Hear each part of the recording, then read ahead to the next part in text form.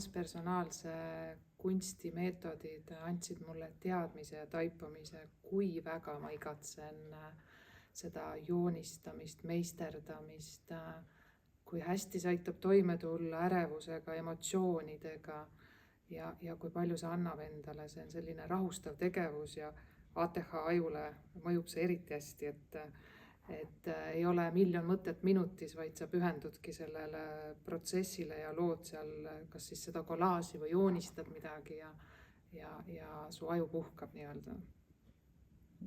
Kuna mina töötan sõltlastega, siis loovus ja sõltuvused, ma julgeks öelda, et käivad ikkagi käsikäes.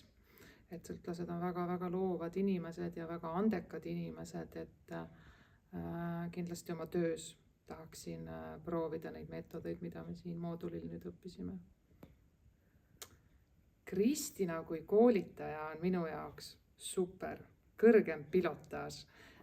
Koolitaja, kes on väga-väga tark, väga-väga kursis temaatikaga, mida ta õpetab, väga hea huumorimeelega, väga karismaatiline ja väga kõrgete teadmistega, et väga-väga naudin Kristina koolitusi.